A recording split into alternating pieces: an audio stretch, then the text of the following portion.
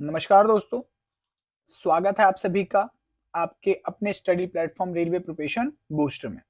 तो जैसा कि आरआरबी ने टेक्नीशियन ग्रेड 1 के आंसर की जारी कर दिए हैं और आंसर की जारी करने के बाद से ही आप लोगों के दिमाग में बहुत सारे सवाल ने जन्म ले लिया होगा। जैसे कि सबसे इंपॉर्टेंट क्वेश्चन ये कि एक्सपेक्टेड रॉ स्कोर यानी सीबीटी यानी दैट मीन अगले स्टेज में जाने के लिए डीवी के लिए जो आपको बुलाया जाएगा नहीं, उसके लिए सीबीटी रॉ स्कोर क्या रहेगा जिसपे कि आप क्वालिफाई कर जाएंगे। तो ये अभी हम इस वीडियो में shift wise, category wise, zone wise सभी चीजों को चेक करेंगे। Hard shift and easy shift के ऊपर एनालाइज करेंगे और रॉ स्कोर शिफ्ट वाइज और जोन वाइज भी देखेंगे ताकि आपके सभी सवालों के जवाब जो है आप लोगों को मिल जाएं। तो इसलिए वीडियो में अंत तक बने रहें। तो आइए शुरू करते हैं बिना किसी देरी के आज का वीडियो। वीडियो शुरू करने से पहले अगर आप चैनल पे नए हैं तो चैनल को सब्सक्राइब कर दें और अगर वीडियो आपको पसंद आ रहा हो तो वीडियो को एक लाइक जरूर कर दें।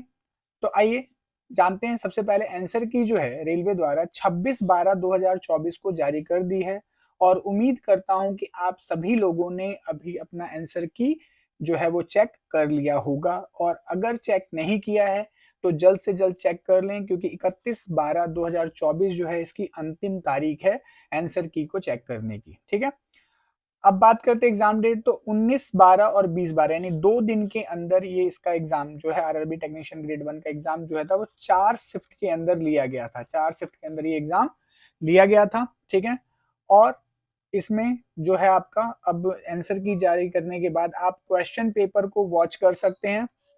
रिस्पॉन्स कीज जो हैं वो आप देख सकते हैं अपने रिस्पॉन्स कीज को, यानी जो आपने आंसर दिया है और आरआरबी की तरफ से जो आंसर आया है दोनों को आप मैच कर सकते हैं, मिला सकते हैं कि आपके कौन कौन से क्वेश्चन सही हैं, कौन कौन से क्वेश्चन के आपने गलत रिप्लाई किए हैं।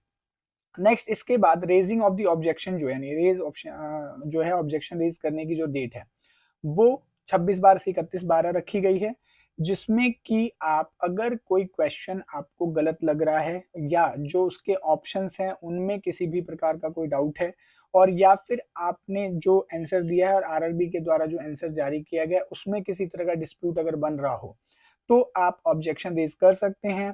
प्रति क्वेश्चन रेज करने का है यानी एक क्वेश्चन का रेज करने का जो चार्ज है वो 50 रुपए प्लस बैंक सर्विस चार्जेस हैं।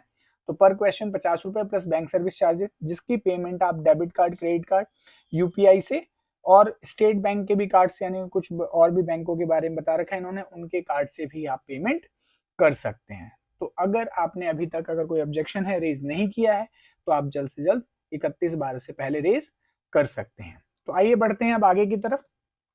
अब थोड़ी बेसिक डिटेल्स के बारे में जान लेते हैं इस जो टेक्निकल ग्रेड 1 से जुड़ी हुई। तो सबसे पहले वैकेंसी की बात करें तो वैकेंसी टोटल 1092 वैकेंसी है ग्रेड 1 की, और ध्यान देंगे ग्रेड 3 की वैकेंसी इससे अलग है। ठीक है, अच्छा इसके लिए कैंडिडेट लगभग 4 लाख कैंडिडेट्स ने अप्लाई किया है। ठीक है, जो कि जिसमें अटेंडेंस यानी कि जो स्टूडेंट्स ने अटेंडेंस रही है वो लगभग 52% से 55%, 55-56% तक जो है वो हर एक शिफ्ट का रहा है। 4 शिफ्ट में 52 से 56% तक रहा है, तो एवरेज एक 55% हम लेके चलते हैं, यानी कि लगभग 2,20,000 स्टूडेंट्स ने इस एग्जाम में अपीयर किया होगा। ठीक है, नंबर ऑफ कैंडिडेट्स जो कि क्वालिफाई होंगे, तो ध्यान देने वाली बात यहाँ पे ये है कि डीबी के लिए जो क्वालिफाई किए जाएंगे उसमें 1 गुना बच्चे यानी 1 गुना का मतलब जितने सीट्स हैं उतने ही कैंडिडेट्स को बुलाया जाएगा। और एक और सबसे इंपॉर्टेंट बात यह है कि फर्स्ट जैसे इसमें डीवी रखी जाएगी, डीवी के अंदर जो कैंडिडेट्स जाएंगे, ठीक है, और जितनी सीट्स वैकेंट रह जाएंगी फिर से उनकी एक वेटिंग लिस्ट आएगी। वेटिंग लिस्ट वाले यानी वो स्टूडेंट जो उनके बाद वाले हैं उनको फिर से बुलाया जाएगा, और ये प्रोसेस जब तक चलता रहेगा जब तक ये पूरी सीट्स फिल नहीं हो जाती डिफरेंट डिफरेंट आरआरबीज के अंदर। ठीक है, तो ये भी जानकारी आप लोगों को समझ में आ गया होगा।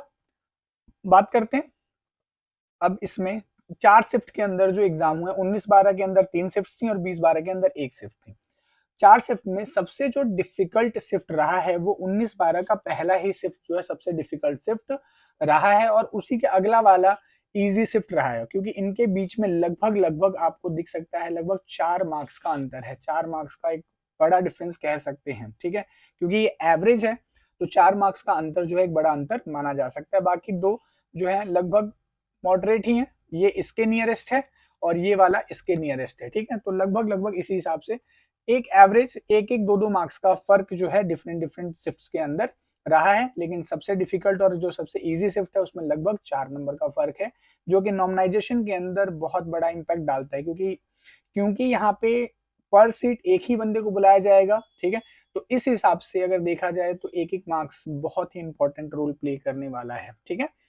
तो बढ़ते हैं, अब जरा हम बात कर लेते हैं जो डिफरेंट हमारे जोन्स हैं उनमें कुछ वैकेंसीज, ये डिटेल आपको पहले से पता होंगी जिसके बेसिस पे फॉर्म भरा गया था, ठीक है। कुछ ऐसे जोन्स है जैसे पटना जिसमें 1 वैकेंसीज है, मुजफ्फरपुर में 8 वैकेंसीज हैं, तो ये खैर बहुत नॉमिनल वैकेंसी है, लेकिन बाकी कुछ जगहों पे जैसे कि प्रयागराज, आपका सिकंदराबाद, मुंबई, इनमें ठीक ठाक सीट्स हैं, ठीक है। जिनमें की अब इनमें हम बात करें तो ये नंबर ऑफ स्टूडेंट्स जिन्होंने पार्टिसिपेट किया है या जिन्होंने अपने जो मार्क्स हैं वो चेक किए हैं, प्रोवाइड किए हैं, तो उनके बेसिस पे ये एवरेज मार्क्स हैं, ठीक है। और एवरेज मार्क्स भी लगभग लगभग जो शिफ्ट वाइज हैं कुछ उसके आसपास की ही बात बता रहा है, उसके आसपास ही रह रहा है, ठीक है।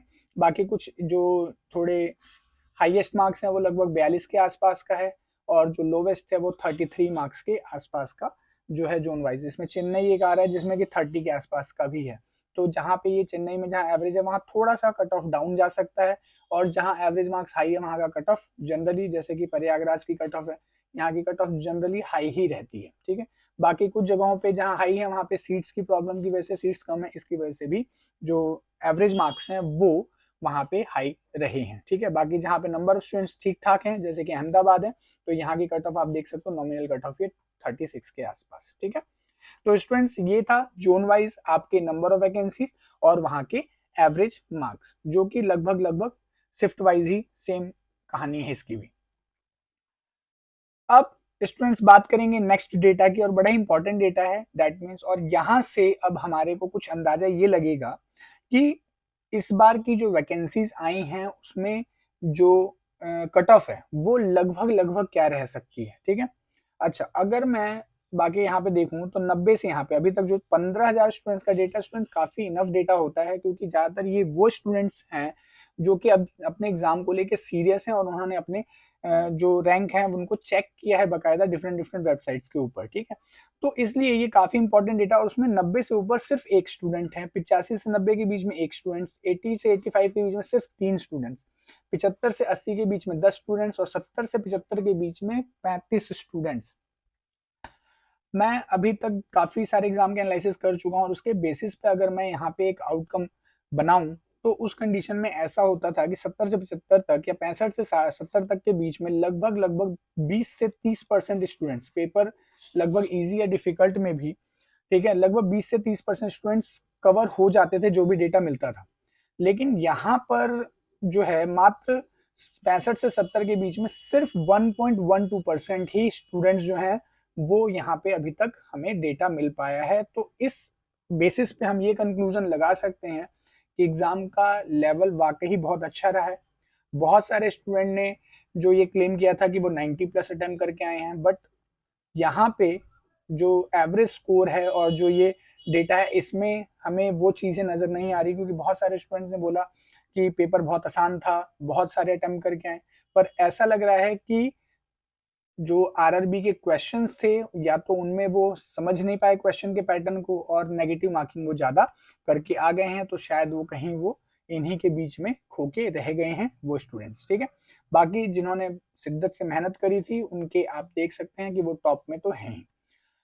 सीट्स कम है, स्टूडेंट्स ज्यादा हैं, कट ऑफ थोड़ी हाई जाएगी, नॉमिनल है, बट जो एक्सपेक्टेड कि 80-85 से ऊपर वालों को ही जॉब मिलेगी, इस वाले जो वैकेंसीज में इस वाले पेपर में थोड़ा डिफिकल्ट लग रहा है, ऐसा नहीं होगा, इसलिए कट ऑफ थोड़ी नॉमिनल रहने के चांसेस ज्यादा हैं। तो जिन स्टूडेंट्स का रेंज 70 से 75 या 65 से 70 के बीच में भी हैं, ठीक है, और उनका जो जोन है जिनमें एग्जाम्स वैकेंसीज अच्छी हैं वहां पे ये जो है कट ऑफ नॉमिनल रह सकती है, तो वो लोग अभी भी दौड़ में बने रहेंगे।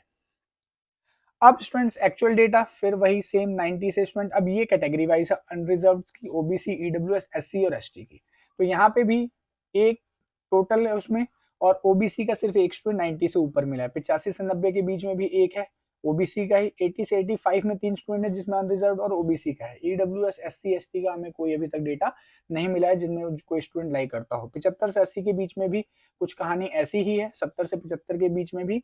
तो इस हिसाब से अनरिजर्व में थोड़े बहुत स्टूडेंट्स और ओबीसी में स्टूडेंट्स आ रहे हैं, बट ईडब्ल्यूएस और एससी एसटी तो चांसेस, मोस्ट प्रोबेबल चांसेस है कि EWS SC ST cut off काफी कम जाने वाली है। ठीक है, एज एक्सपेक्टेड जो जनरल एक्सपेक्ट किया जाता है कि 75% से ऊपर वाले बच्चों को ही इसमें 1000 वैकेंसीज में मिल सकती है, लेकिन यहाँ पे कहानी अलग रहेगी।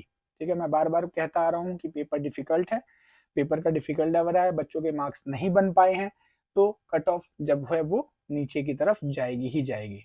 ठीक है, तो अब प्रोपोर्शनल डेटा जो कि थोड़ा फिल्टर करके इसमें डिफरेंट टाइप की जो कैलकुलेशन लगा के जो ये डेटा प्रिपेयर किया गया है, इसमें भी अगर हम देखें तो ग्रेटर देन 90 7 बच्चे बन पा रहे हैं, 85 से 90 12 बच्चे, 80 से 85 15 बच्चे, 75 से 80 जो है 63 बच्चे, और इनका एक नॉमिनल डिस्ट्रीब्यूशन किया गया, एक जनरल डिस्ट्रीब्यूशन किया गया डिफरेंट कैटेगरी वाइज। ठीक है, अब इनमें भी एक फिल्टर आपका लगेगा, और इनमें फिल्टर ये लगेगा कि ओबीसी के कैंडिडेट्स जो होते हैं, एससी के कैंडिडेट्स होते हैं और एसटी के जो कैंडिडेट्स होते हैं वो एज रिलैक्सेशन लेते हैं, तो ये वाले वो डेटा हैं जो बच्चों ने एज रिलैक्सेशन जो है वो लिया हुआ है। ठीक है, ये वो स्टूडेंट्स हैं। तो इससे क्या होता है, देखो स्टूडेंट्स, इसकी वजह से ये जो एज रिलैक्सेशन वाले स्टूडेंट्स हैं वो अनरिजर्व की सीट्स के ऊपर जो है वो एलिजिबल नहीं होते हैं। सिर्फ वो कैंडिडेट्स जो एज रिलैक्सेशन नहीं लेते हैं वही अनरिजर्व सीट्स के ऊपर जो है वो दावेदारी कर सकते हैं। ठीक, तो इसकी वजह से अनरिजर्व की सीट्स ज्यादा हैं, तो अनरिजर्व का कट ऑफ भी थोड़ा कम जाने के चांसेस बनते हैं। ठीक है, क्योंकि अनरिजर्व के नंबर ऑफ स्टूडेंट्स भी कम ही हैं।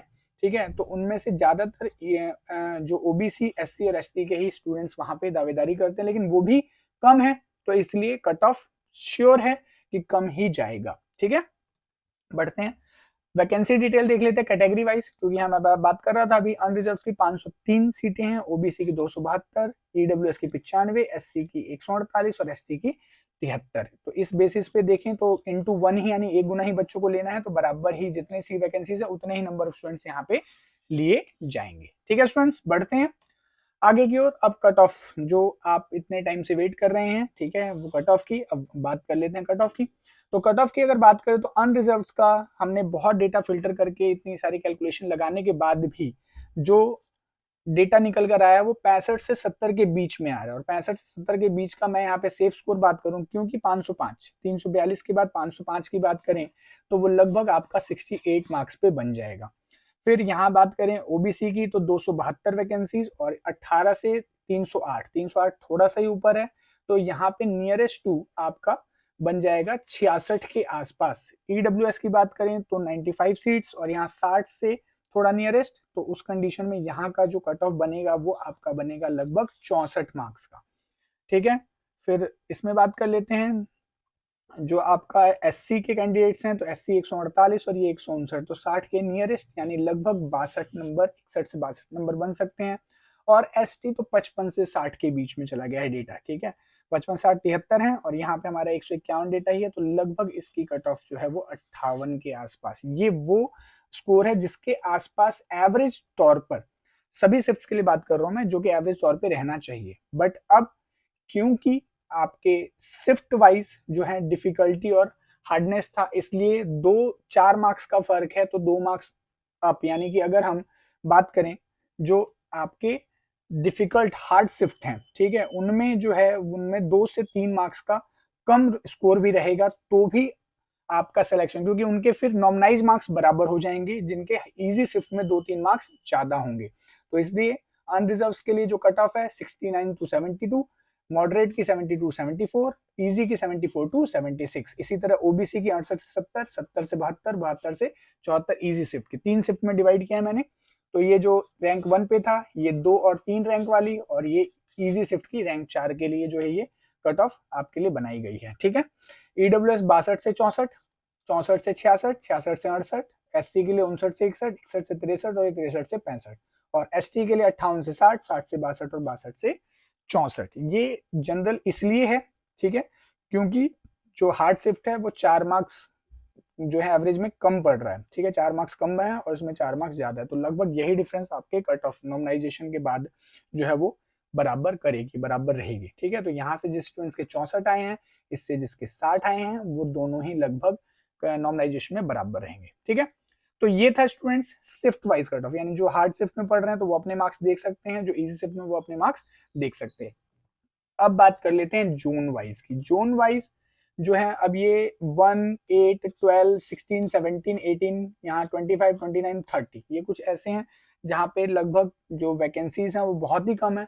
अब वैकेंसीज बहुत कम है तो अब इस वाले जोन में एक ही ईडब्ल्यूएस की सीट है, तो समझ लीजिए कि इसमें जो टॉपर होगा ईडब्ल्यूएस का वही उस वैकेंसी में फिल हो जाएगा, और अगर वो छोड़ता है तो उसके नीचे वाला हो जाएगा जो उससे कम मार्क्स वाला होगा। तो इस तरीके से मुजफ्फरपुर में 8 है तो लगभग हर कैटेगरी में एक एक दो दो स्टूडेंट्स हैं टॉपर, वहीं इसको कवर कर लेंगे।